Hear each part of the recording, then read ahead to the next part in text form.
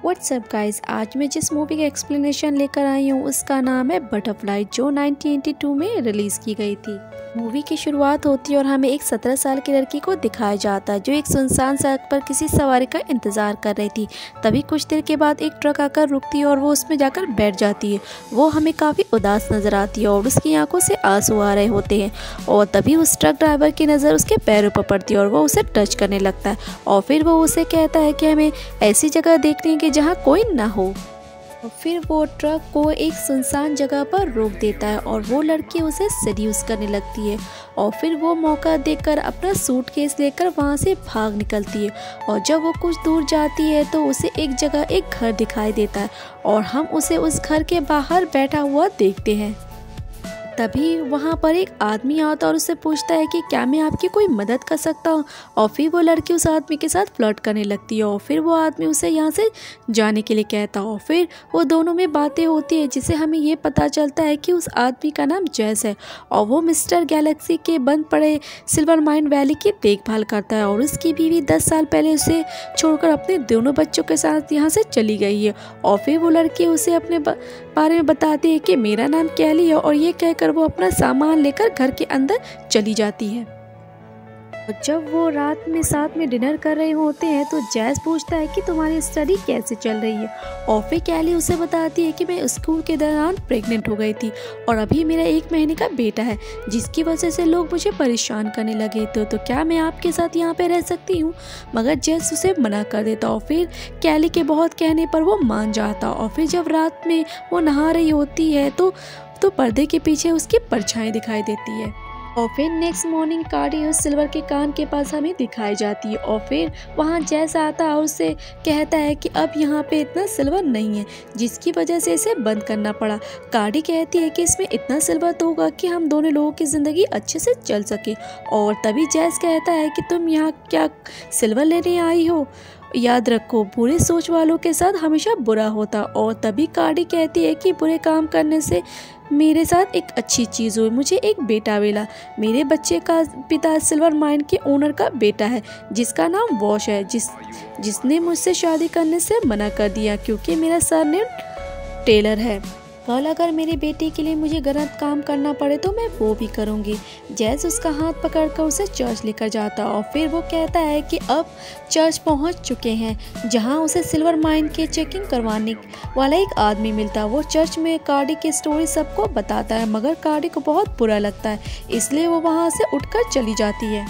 जैस उसे रोकने की बहुत कोशिश करता है मगर वो वहाँ से चली जाती है। और फिर जैस को कार्डी का इंतज़ार करते हुए हमें दिखाया जाता है और वो घर पर उसका इंतज़ार करता है।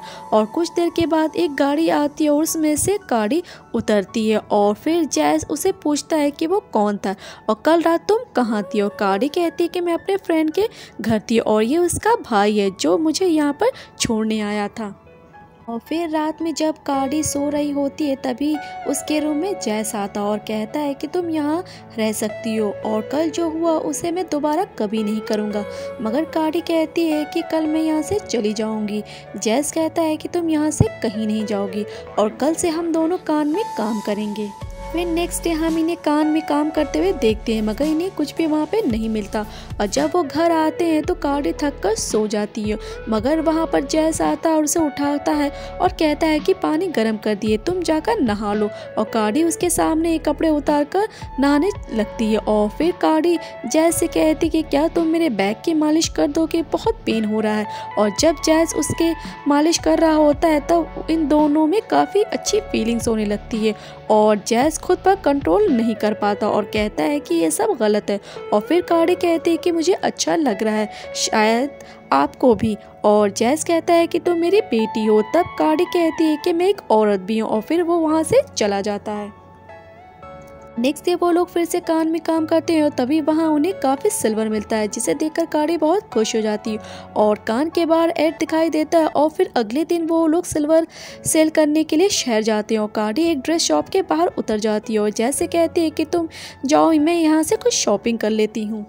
जब जैस वापस आता है तो उसे पता चलता है कि वो सामने वाले बार में गई है, और जब वो वहाँ पर जाता है तो वो देखता है कि कार्डी बस तुम घर चलो, और फिर वो लड़के जैस को मारने लगते हैं और वो उसे यहाँ से भागने के लिए कहती है, मगर कार्डी उन लोगों पर हमला कर देती है और वो दोनों मिलकर उन्हें मार मार कर भगा देते हैं। और जब वो लोग घर पहुँचते हैं तो उसे वहाँ उसकी बहन जेनी मिलती है और वो अपने साथ कार्डी के बेटे को भी लाई होती है। और जब जैस कार्डी को अपने बच्चे से मिलवाती है तो वो बिना कुछ कहे वहाँ से चला जाता है। आगे हम देखते हैं कि जैस उसके बच्चे के साथ खेल रहा होता है और तभी उसकी नज़र उस बच्चे के पेट पर पड़े बर्थ मार्क पर जाती है, और तभी जेनी जैस को कहती है कि वॉश कार्डी के साथ शादी करने के लिए रेडी हो गया है और वो उसे कल लेने आ रहा है।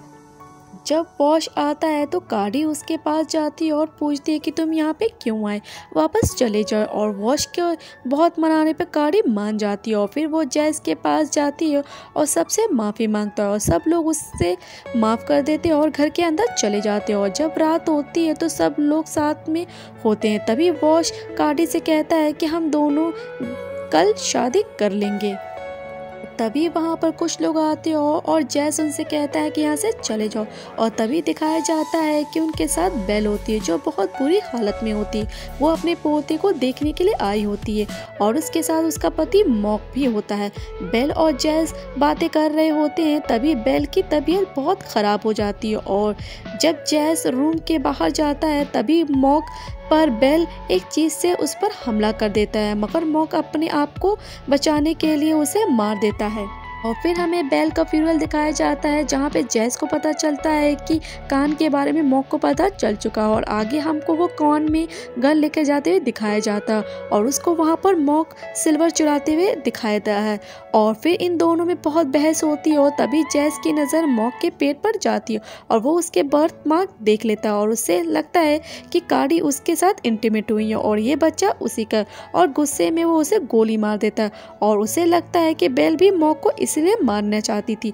और तभी मॉक उसे बताता है कि ये बर्थ मार्क सिर्फ लड़कों पर आते हैं और कार्डी तुम्हारी नहीं बल्कि मेरी बेटी है, इसलिए इसके बेटे पर भी ये बर्थ मार्क है। और फिर वो उसे बचाने के लिए कहता है, मगर जैस उसे कान में फेंक देता है और जिससे उसकी मौत हो जाती है। फिर जैस वॉश के घर आता है और उससे बताता है कि मुझे मॉक ने बताया कि वो बच्चा वॉश का नहीं है, क्योंकि उसके बच्चे के पेट पर जो बर्थ मार्क है वैसे ही बर्थ मार्क मॉक के पेट पर भी, और मैंने चाहता कि अब आप कार्डी से दूर रहें तो अच्छा है। और अब जैस कार्डी को पाने के लिए कुछ भी करने के लिए तैयार है, क्योंकि उसे पता चल चुका है कि वो कार्डी की बेटी नहीं है। आज कार्डी और वॉश की शादी होने वाली है और वो दुल्हन के ड्रेस पे वॉश का इंतजार करती है, मगर वॉश उसे लेने नहीं आता, जिससे वो काफी उदास हो जाती है। आगे हम देखते हैं कि कार्डी और वॉश एक साथ लंच कर रहे होते हैं और जैस उसके पैरों पर हाथ रखने लगता है और फिर वो उसे कहता है कि कल से हम दोनों शुरुआत करेंगे, और वो मान जाती है। अगले दिन वो लोग कान की तरफ जाते हैं और तभी रास्ते में कार्डी गिर जाती है और फिर वो दोनों रोमांस करने लगती हैं और एड्स उन्हें ऐसा करते हुए देख लेता है और फिर वो कान में पहुंचते हैं और वो दोनों इंटीमेट होते हैं। और फिर उसके बाद जब वो लोग कान में सिल्वर निकाल रहे होते हैं तभी वहाँ पे पुलिस आती है और उनको साथ एड्स भी होता है और पुलिस उनको बताती है कि मेरे पास आपके लिए अरेस्ट वारंट है। और जैस उससे पूछता है कि किस जुर्म के लिए, तब वो बताते हैं कि नेचर के खिलाफ काम करने के लिए। मतलब अगर आप अपने फैमिली के किसी मेंबर के साथ रिलेशन बनाते हैं तो ये बहुत ही बड़ा गुनाह है। फिर अगले दिन एड्स को हमें कोर्ट में गवाही देते हुए दिखाया जाता है। फिर जज कहता है कि तुम दोनों ने नेचर के खिलाफ काम किया है, इसलिए तुम दोनों को सजा मिलेगी। और ये सुनकर जज कहता है कि मैंने कार्डी के साथ ज़बरदस्ती की है, क्योंकि वो कार्डी को सजा से बचाना चाहता था, इसलिए वो सारा इल्ज़ाम खुद पर ले लेता। और तभी कार्डी कहती है कि इन्होंने मेरे साथ कोई ज़बरदस्ती नहीं की, इसमें मेरी भी मर्जी शामिल थी। और जज उसे सज़ा सुनाने ही वाला होता है, तभी जज से कहता है कि कार्डी मेरी बेटी नहीं बल्कि मॉक की बेटी है। और वो जज को बच्चे के पेट पर बड़ा बर्थ मार्क दिखाता है और वह कहता है कि मॉक की फैमिली में कि हर मर्द के बॉडी में ये बर्थ मार्क होता है। और ये बात साबित होने के लिए वो एड्स के शर्ट पर फाड़ देता है और जज इनको छोड़ देता है। और दरअसल मॉक एड्स सौतेले भाई होते हैं और इस वजह से इसके पेट पर भी वैसा ही बर्थ मार्क होता है। और फिर आगे हम देखते हैं कि वॉश कार्डी को लेकर चला जाता है और जब वो निकलता है तो जैस उनके कार का पीछा करता है और ये मूवी यहीं पर एंड हो जाती है। Thank you for the watching.